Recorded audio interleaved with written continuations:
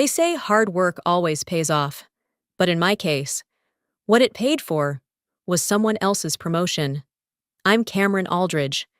I've been at Lockridge Digital for nearly a decade. 9 years of early mornings, late nights, and weekends no one asked me to give. I built things that weren't in the job description, and I never once asked for applause. But when the announcement came, the one we were all expecting, my name wasn't the one they said. It was hers, the boss's daughter. But let me take you back, just a bit.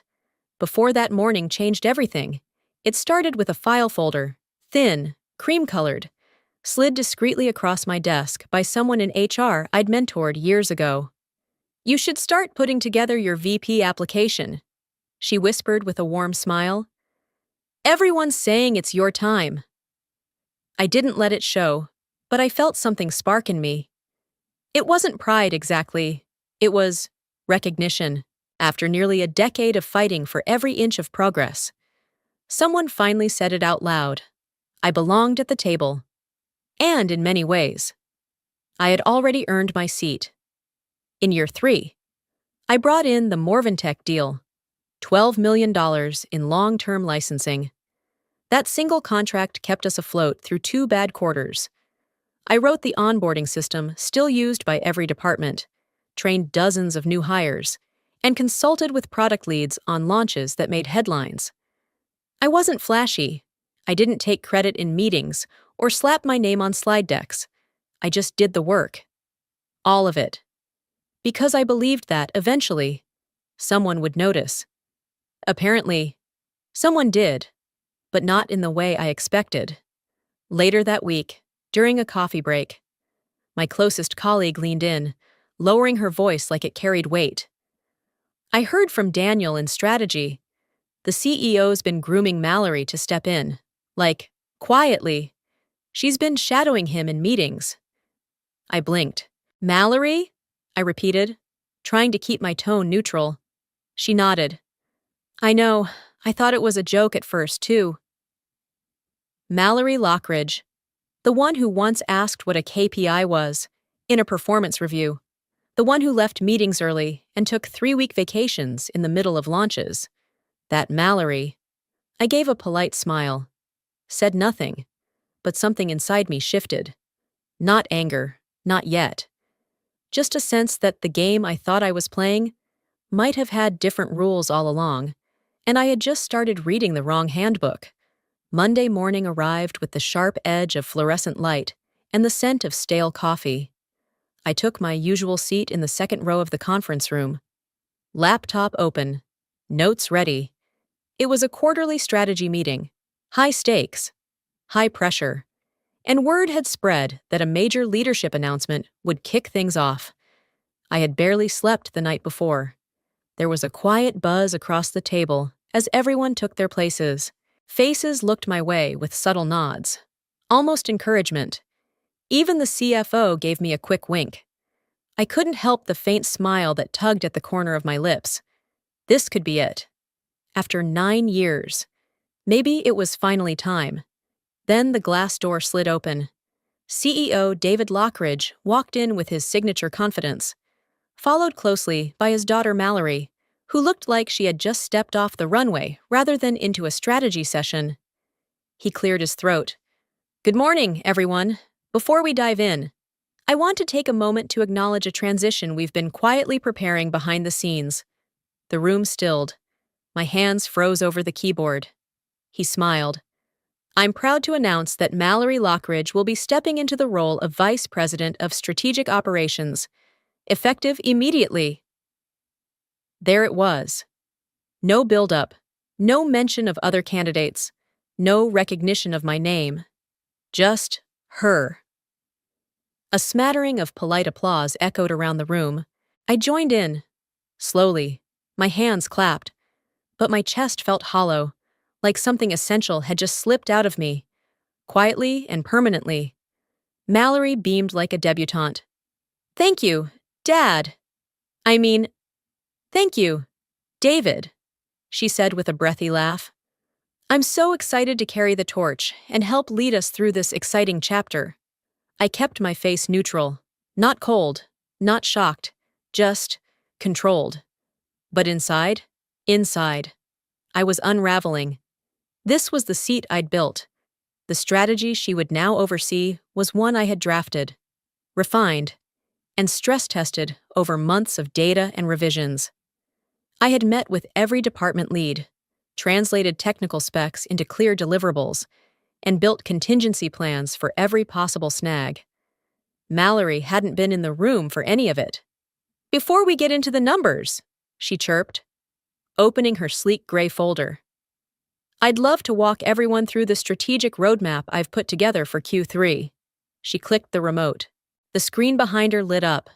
I stared. It was mine. My deck. My words. My diagrams. She hadn't even changed the font. I blinked slowly, gripping the edge of the table. Not a single footnote. Not a nod.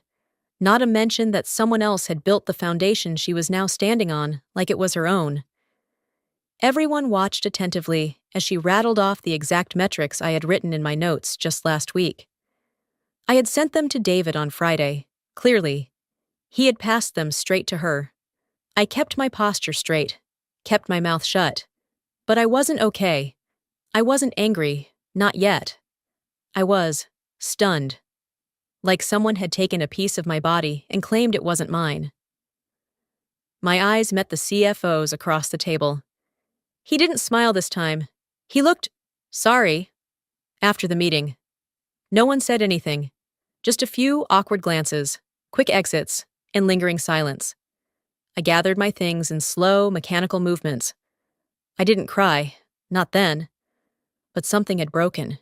And I knew, deep in my gut, I would never look at that conference room the same way again. The strange thing about betrayal is that it doesn't always come with slamming doors or shouting matches. Sometimes, it arrives smiling, dressed in compliments and good intentions. The morning after the promotion announcement, I came into work earlier than usual, even though my body ached with a kind of quiet heaviness. My sleep had been thin, haunted by the same moment playing on loop. Her voice, her smile, my strategy flashing behind her. But I still showed up. I sat at my desk, sipped lukewarm coffee, and opened the file labeled Q3 Recovery Pipeline. It was mine. After all, at least the work was. And if nothing else, I had my own standards to uphold. By mid-morning, Mallory strutted over in heels far too tall for her balance, balancing an oat milk latte in one hand and a bright, too wide smile. "Cameron!" she called cheerfully. "Morning!" I looked up and gave the most neutral nod I could manage. "Morning!" She leaned against the edge of my desk like we were college roommates catching up, not colleagues in a business she'd just hijacked. "I just wanted to say thank you again, for everything," she said, her voice dripping with sugar. "You've always been such an inspiration to me." My stomach tightened. She went on. "Seriously, everyone looks up to you here. I don't know how you keep so many moving parts together. It's honestly amazing." I said nothing, just blinked, slowly. "Oh, and the slide deck you sent Dad?" she added with a quick laugh. "Flawless. It made things so much easier yesterday. I hope you didn't mind that I reused it. I figured since we're all a team, there's no point reinventing the wheel, right?" I finally forced a polite smile. "Right," she beamed, clearly taking my silence as agreement, as soon as she walked away. I opened a new document on my personal laptop, nothing related to company files, just something for me. I titled it, Things They Didn't See. I started writing. It wasn't a journal. It wasn't revenge. It was just fact-keeping, documentation of the quiet erasures I was now witnessing in real time. I listed dates, project names, files. I included screenshots I had forwarded to my personal email, notes from late meetings, drafts, timelines. It wasn't for legal action, not yet, but it made me feel less invisible. Around noon, I got an internal message from Mallory, titled, "Quick favor?" I opened it. Hey Cameron, since I'll be stepping into the VP role full time now, David suggested it might be helpful if we do a little mini boot camp together, just for the next 2 weeks. You could walk me through the core workflows, vendor relationships, that sort of thing. Like a smooth handoff? Would that be okay? I stared at the screen for a long moment. My jaw tensed. My fingers hovered over the keyboard, unsure whether to laugh or scream. She wanted me to train her, after taking the title, after taking my work, now. She needed the instruction manual for a seat she never earned, and she expected me to be the one to give it to her. With a smile. I didn't reply right away. Instead, I stood up, walked to the break room, poured another coffee with shaking hands. My reflection in the microwave door looked eerily calm, but I could feel the anger pulsing beneath the surface like a second heartbeat. They didn't see it. They never did. By the time I sat back down, I had typed just 2 words. Noted, available. Because sometimes, the most dangerous thing you can do is say yes, while keeping every receipt. Some women break down in the face of betrayal. Others pick up the blueprint. By Thursday evening, after 3 days of walking through meetings like a ghost in my own job, I knew I had to stop waiting for someone to make things right. Mallory had been fluttering from one department to the next, like she was on a guided tour of a kingdom she hadn't built. I had been patient. I had been professional. I had even smiled. But deep beneath the surface, something had clicked into place. Not rage, not revenge, just decision.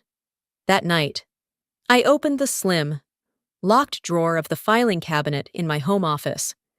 The key was still taped beneath my desk lamp, untouched for over a year. I pulled out a black folder, labeled simply Confidential, Strategic Advisory, Aldridge. I flipped it open and felt the weight of everything I had forgotten I owned.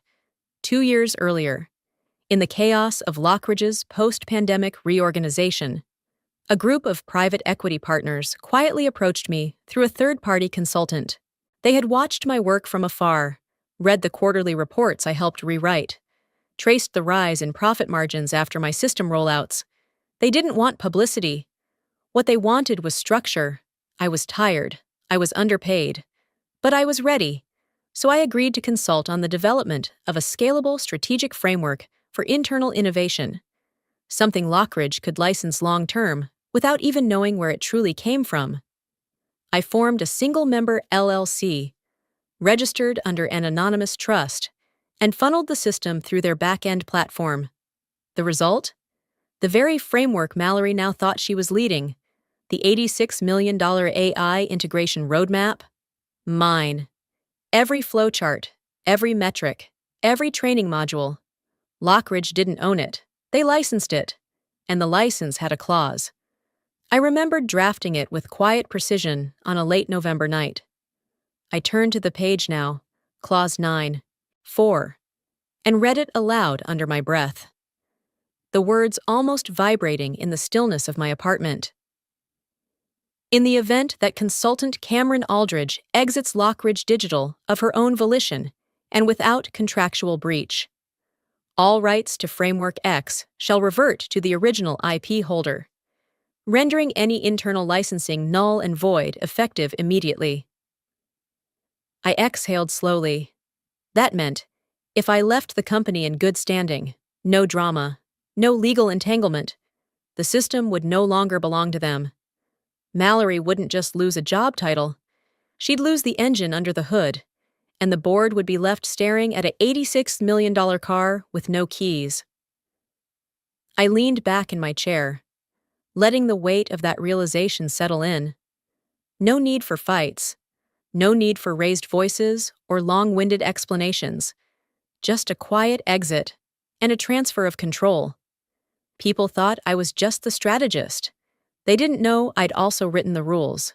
That weekend, I reviewed the original emails confirming the partnership, reread the notarized documents, and double-checked the digital trail linking the framework to my LLC. I wasn't being paranoid. I was being methodical. I hadn't worked this hard just to watch my ideas get paraded around by someone who couldn't even define them by Sunday night. I had already drafted the first version of my resignation letter. It was professional, crisp, clean.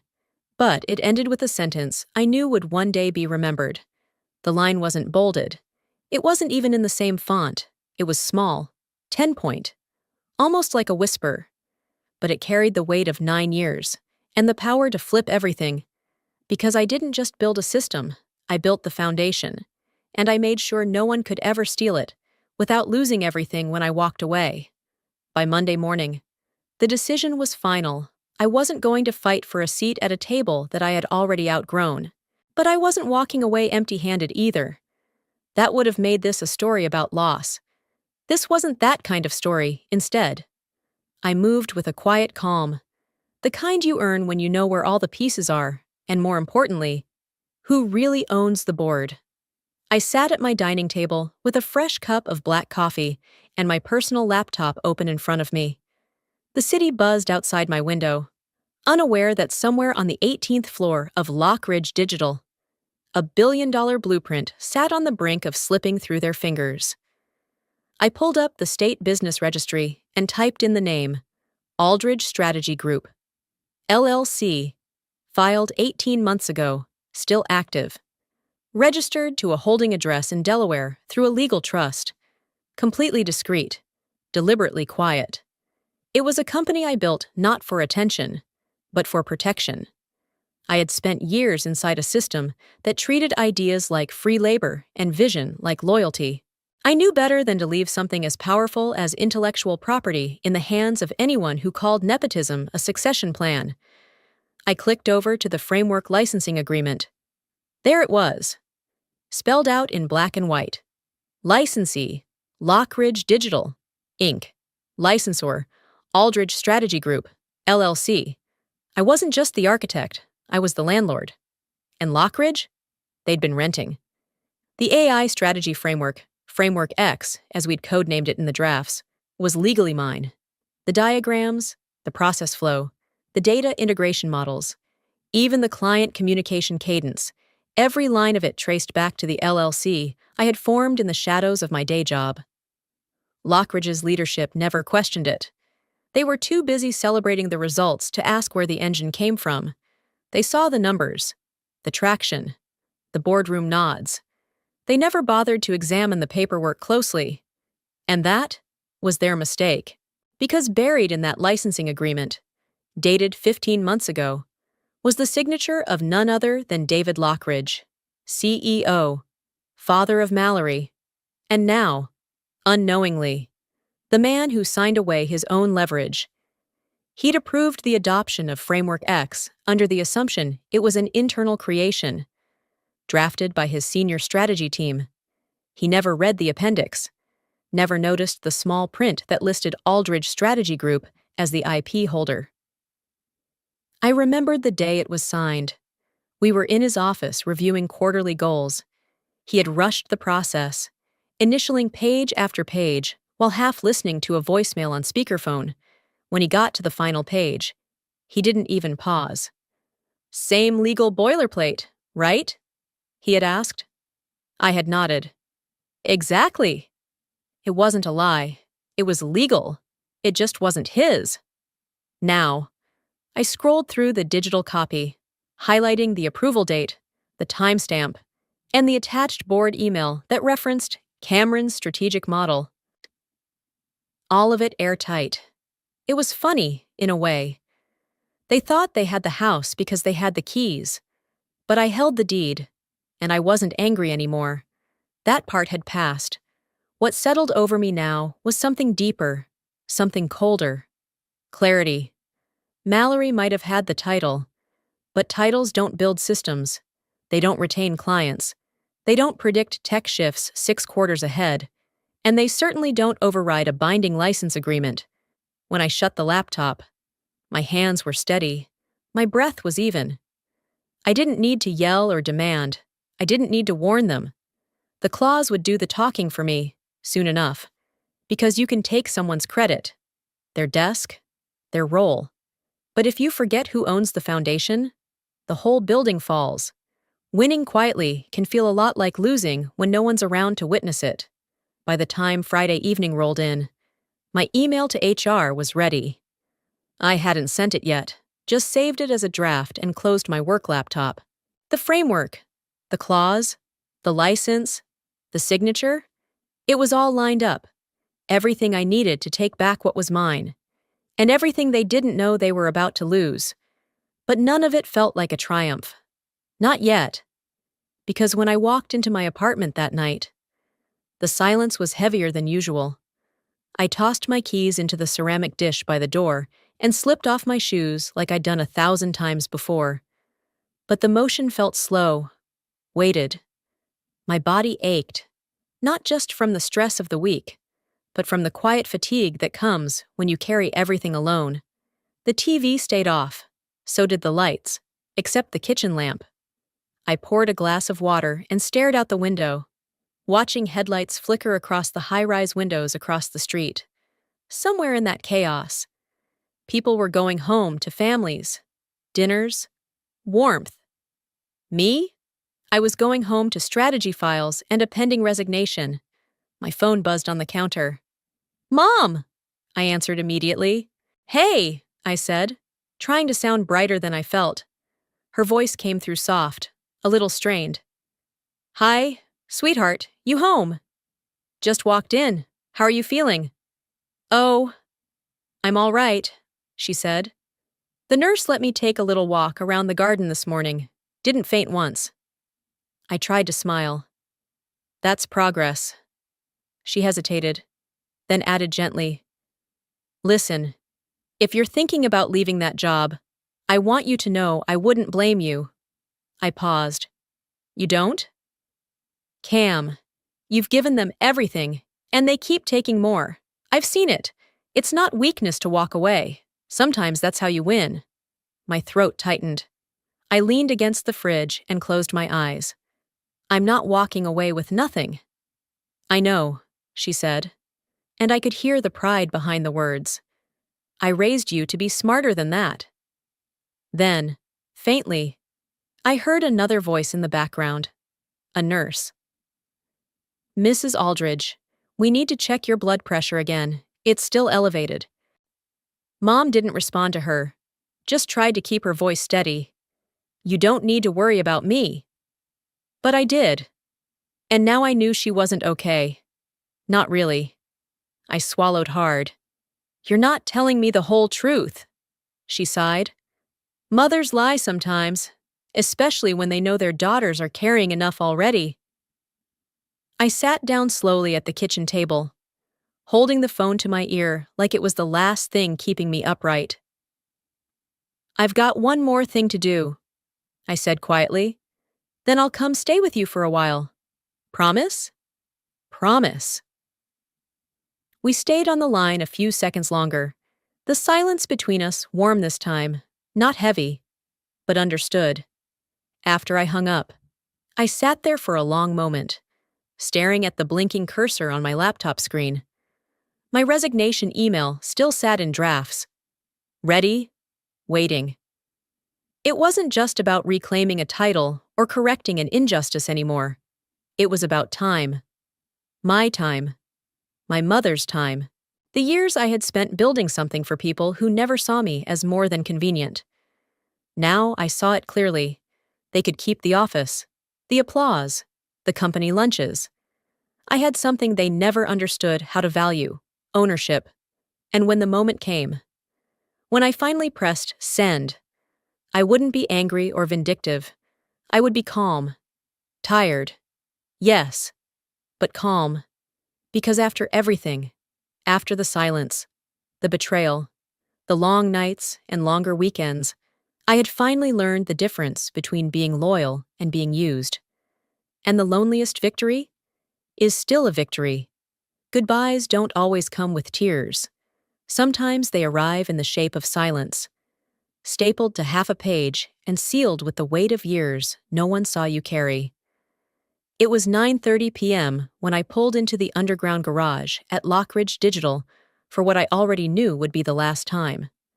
The security guard barely glanced up from his tablet, just waved me through with a nod. I had spent 9 years here, and somehow, I had never felt more like a ghost. The building was dark, except for the emergency lighting that cast long, cold shadows across the marble floor. I didn't take the elevator. I walked up all 4 flights to strategic operations. Slowly, one last time. The office was empty, humming with the sterile quiet of after hours. I didn't bother turning on the main lights. I knew where everything was.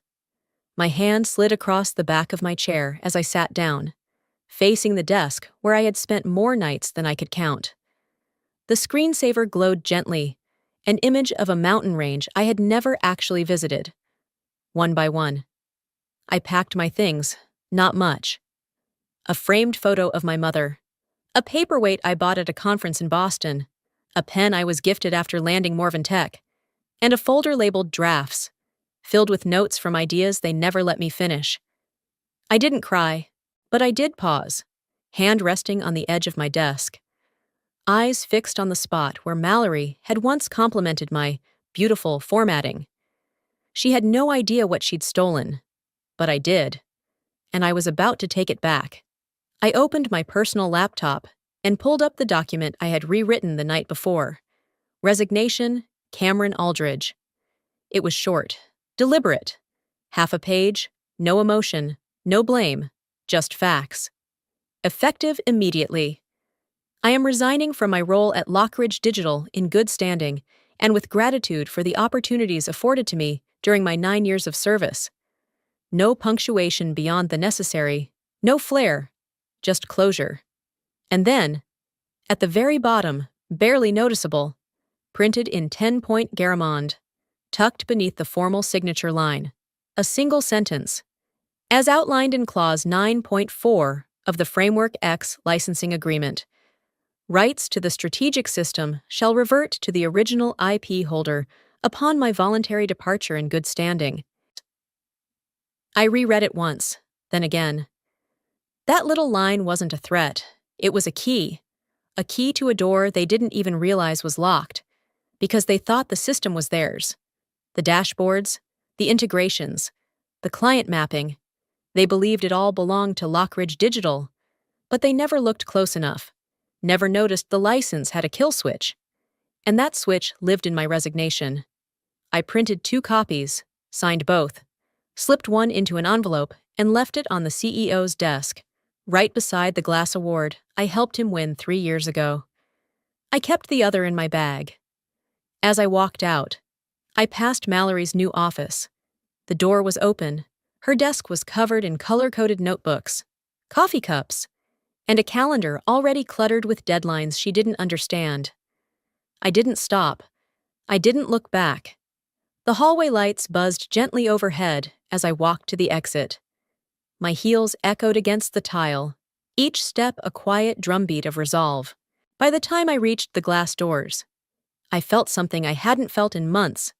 Stillness, not the kind born of surrender, the kind born of certainty. This wasn't how I had imagined leaving. I always thought there'd be applause. Maybe a retirement cake years down the line, a photo in the company newsletter. Instead, there was just me, a paper bag of belongings, and a line of text that would dismantle their illusion before the weekend ended. I pressed the elevator button, watched the numbers descend. I didn't just walk away. I walked out with everything that mattered, and soon, they would know. By 7:40 a.m., I was already at the cafe across from Lockridge's main building. I wasn't due in. I wasn't even employed anymore. But something told me to wait, not for drama, not for spectacle, but for confirmation. I wanted to see the moment the mask cracked. I sat by the window with a black coffee, watching employees file into the glass doors across the street like nothing had changed. As far as they knew, it hadn't. Yet. At 8:02 a.m., my phone buzzed. David Lockridge, subject. Urgent. Please come up. I didn't respond. I just stood up, walked across the street, and swiped my badge one last time before it deactivated. The turnstile clicked open, and I rode the elevator to the executive floor in silence. When I stepped into his office, David was already pacing. Cameron, he said without looking up, Voice too light to be casual, too tight to be calm. Close the door, would you? I did, gently, then took the chair across from him, the same one I'd sat in when I accepted the job 9 years ago. He held the printed copy of my resignation in one hand, the pages slightly crumpled at the edges. His eyes flicked from the top line to the bottom, then back up, then back down again, like he couldn't believe what he was reading. You're leaving, he said, though it wasn't a question. I nodded once. Effective immediately. He cleared his throat. You've been with us almost a decade. Cameron, I would have appreciated at least a conversation. I raised an eyebrow. Like the one you had with Mallory before giving her my role. His jaw flexed. No response. Instead, he looked down again, this time slower, until his eyes landed on the final line. The small print. The trap. He blinked. Leaned in. Clause 9-4? He muttered. Silence stretched between us. Then, almost in disbelief, he reached over to his side drawer, pulled out a thick blue folder, and began flipping through old contracts. I recognized the tabs, legal approvals from 2023, during the expansion phase. He found the one he was looking for and laid it flat on the desk between us. His fingers trembled slightly as he read aloud. Licensor, Aldridge Strategy Group, LLC, Clause 9. 4. Upon voluntary resignation of consultant Cameron Aldridge, all rights revert to the original IP holder. Effective immediately. He didn't finish the sentence. His face, normally flush with certainty and boardroom polish, went gray. You were the architect, he whispered. Not just the strategist, the owner. I said nothing. You built the system, he continued, eyes wide. The integration platform, the client handoff tools, the entire AI framework. Again, I stayed silent. David sank slowly into his chair, hands still gripping the paper like it might vanish if he let go. The breath left his body in a slow, uneven exhale. I didn't read the licensing details, he muttered. I assumed it was internal. Mallory told me. At the mention of her name, I saw it land. He realized, in that moment, that he had handed the launch of an $86 million platform to someone who didn't own it, didn't understand it, couldn't control it, and the one person who did was already gone. Finally, he looked at me, face drained of color. What happens now? I stood. That depends, I said, my voice steady. On whether you'd like to call the board before or after the system shuts down. Then I turned and walked toward the door, pausing just long enough to look back and offer what I knew would be my last words in that office. You gave the title to the wrong person, David, but the power? That was never yours to give. And with that, I left him, alone in a room full of contracts he never bothered to read. The collapse didn't come with sirens. It came with silence, long, aching pauses in meetings, confused glances at dead dashboards, and error messages blinking like static behind every screen. It started at 9:15 a.m. Just a day after I walked out. Lockridge's AI-driven strategy hub, once their crown jewel, froze mid-sync during a live client pitch. 3 departments tried rebooting. IT submitted 3 tickets, but the truth was already crawling through the back-end systems like rust on steel. The framework was gone, not erased, just reverted. Back to me. By 11:30 a.m., Mallory was ushered into a glass-walled meeting room, surrounded by engineers and advisors, all talking too quickly for her to follow. I wasn't there. Of course. But word spread fast through people I'd once trained, people still loyal enough to forward me the internal emails, the screenshots, the looks exchanged behind closed doors. Failing API handshake with Aldridge Strategy license. Access revoked from core modules. Who authorized the transition? By 1:05 p.m., A hastily scheduled press briefing had been arranged to reassure investors about the temporary technical issues. Mallory was asked to speak. She wore a navy blazer 2 sizes too big and a confidence even smaller. With 3 microphones pointed at her, she smiled too wide, blinked too much, and read from a note card written by someone who clearly hadn't told her the full truth. Lockridge remains fully committed to innovation, she began, and our AI rollout continues to operate on a foundation designed in-house by our incredible strategic team. Only it didn't. Midway through her address, a journalist raised their hand. Can you explain what's causing the reported disruptions in your AI dashboard? And why Aldridge Strategy LLC is now listed as the framework's sole owner in the licensing registry? Mallory froze. Literally. She looked off stage. Someone signaled her to keep going.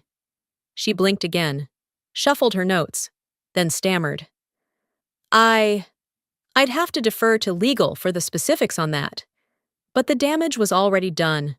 By 2:02 p.m., every department head had received the same internal memo, short, blunt, and impossible to ignore. Subject: Strategic Platform Ownership Update. Effective immediately. All rights and control to Framework X are no longer under Lockridge Digital's operational purview. Per Licensing Clause 9.4, triggered by the voluntary departure of consultant Cameron Aldridge. All IP has reverted to Aldridge Strategy LLC. All integrations, systems, and roadmap dependencies are currently suspended pending renegotiation or acquisition terms. The subject line alone was enough to send ripples through every floor of the building. What they once saw as theirs, the engine that powered their projections, their press releases, their hope, was now gone.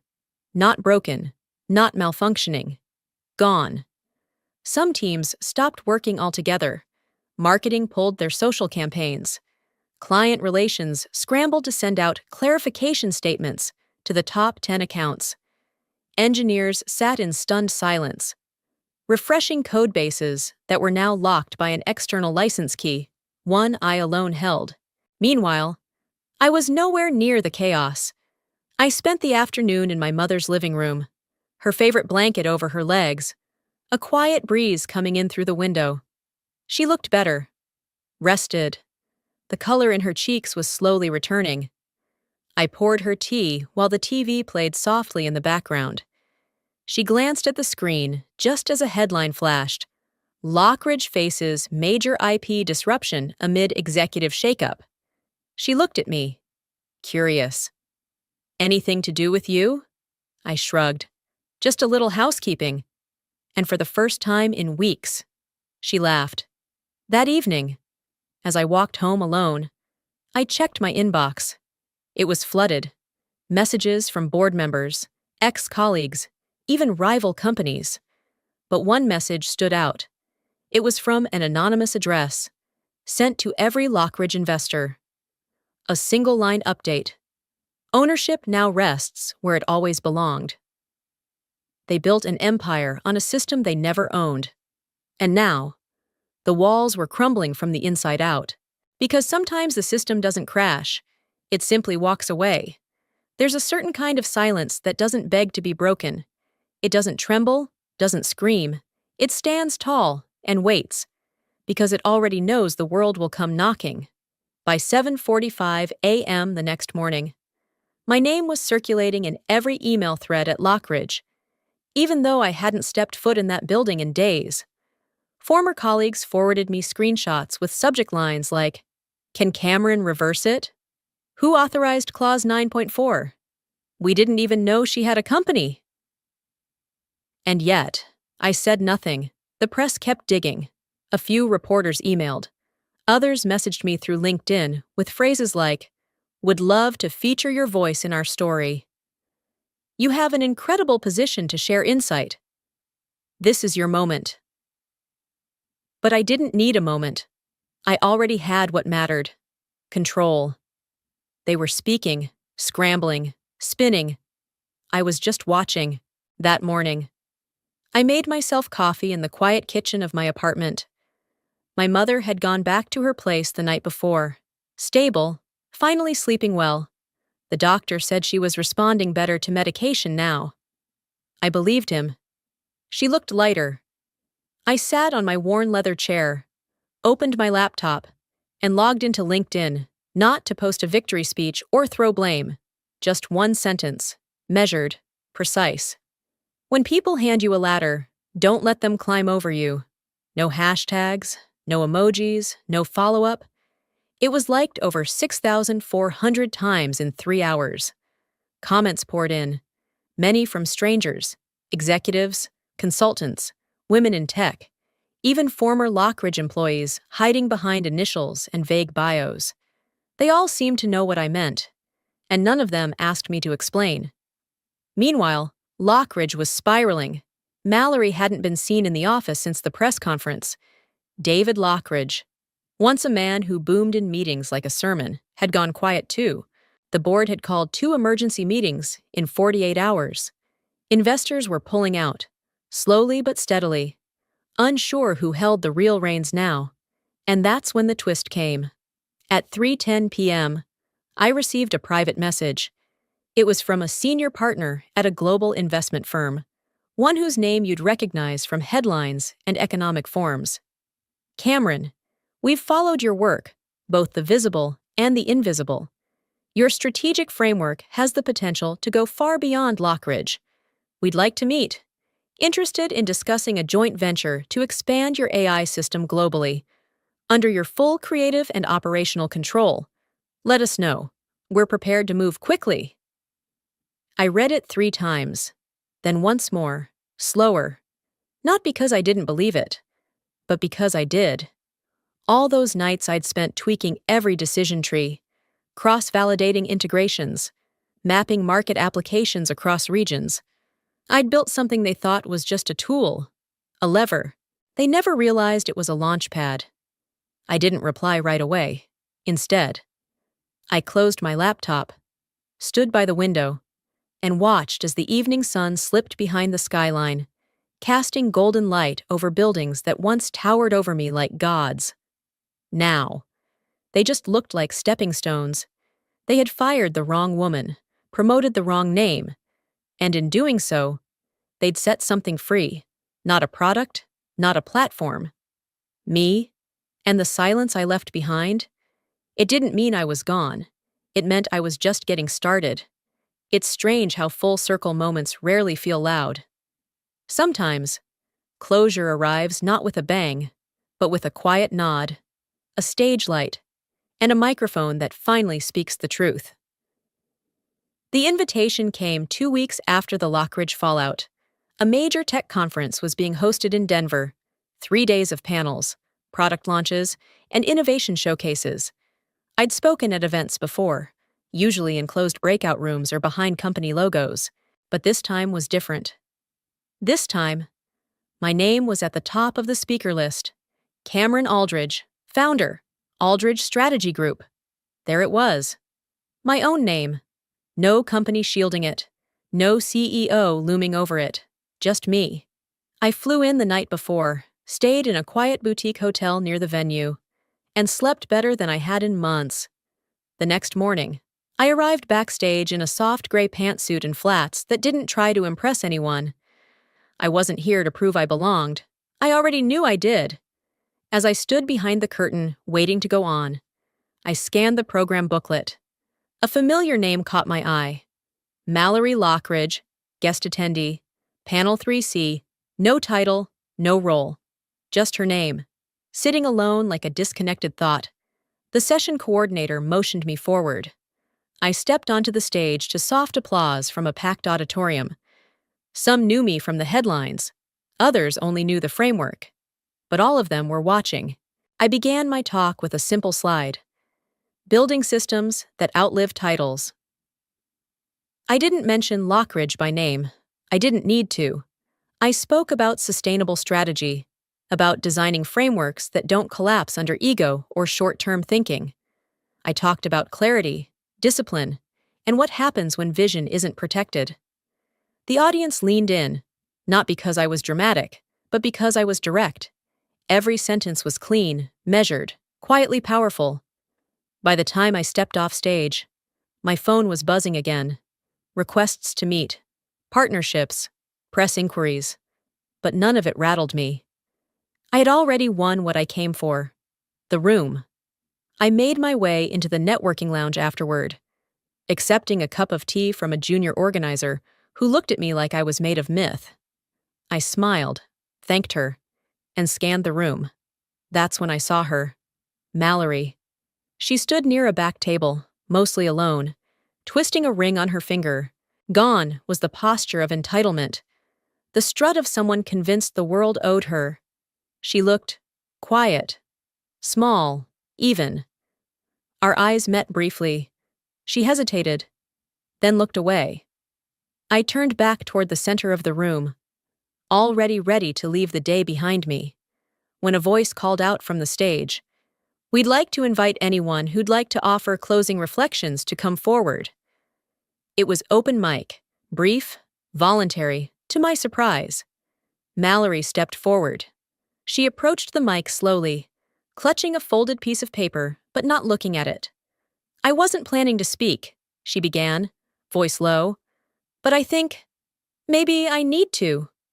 A few heads turned, a few whispered. She took a breath. "I wasn't ready. When I was given the role at Lockridge, I thought I could figure it out as I went. But the truth is, I didn't build it. She did." Her voice wavered but didn't break. "She should have owned it from the start, and I should have respected that." Then she stepped back. No fanfare, no defense, just truth. I didn't clap, not out of spite, but because the moment didn't need noise. It had enough gravity on its own. I finished my tea and stepped out onto the balcony.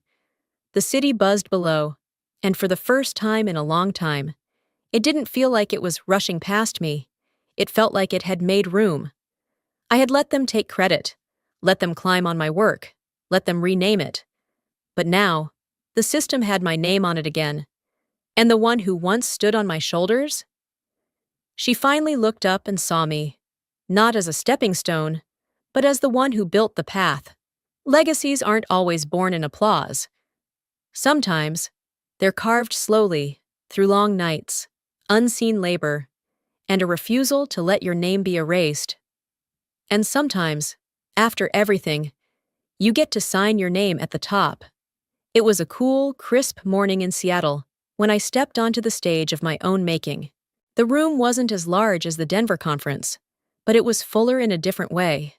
This time, every person in the audience had chosen to follow a vision that was mine. My team, my system, my name on the walls, the lanyards, and the keynote. Aldridge Strategy Group, Vision in Practice. That was the name of our launch event. That was the name of the future. I wore a soft navy blazer, structured, clean, and familiar. The same one Mallory had mocked during a staff meeting months ago. "Too stiff," she'd said, half laughing, "like you're trying to be important." I smiled at the memory now, because today, no one was questioning my place. The blazer still fit, but this time, it looked like it belonged. My team stood at the wings, engineers, designers, project leads, some from Lockridge, most from beyond, each one chosen because they believed in structure, in clarity, in doing things right the first time. No politics, no shortcuts, just quiet excellence. "Ready?" one of them asked, passing me the remote clicker. "Always," I said. I stepped onto the stage and faced the crowd. Dozens of eyes looked back with curiosity and respect. I didn't need to perform, I just needed to tell the truth. 3 years ago, I began, I designed something that wasn't meant to make headlines.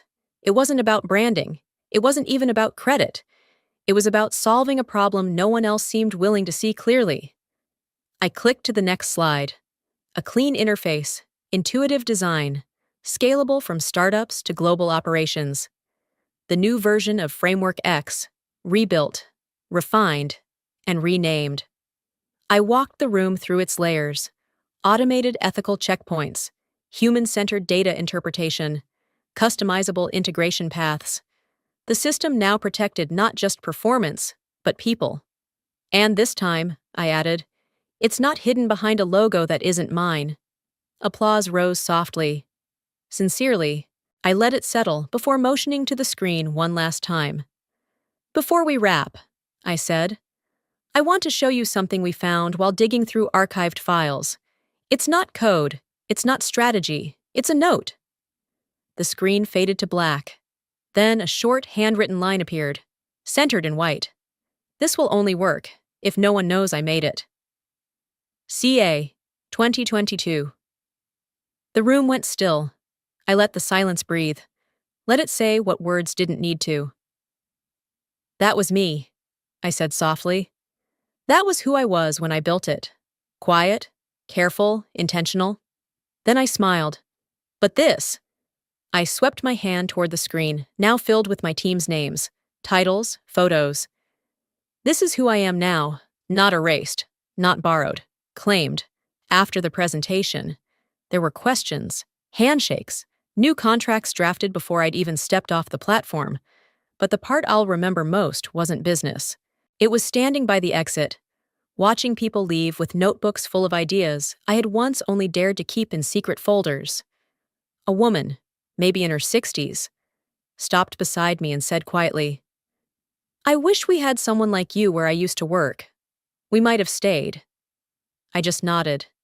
It's not too late to build something new. Because that's what this was now. Not revenge, not even redemption. A beginning. One I owned, one I shaped, one I didn't have to hide. And this time, I wrote my name in bold,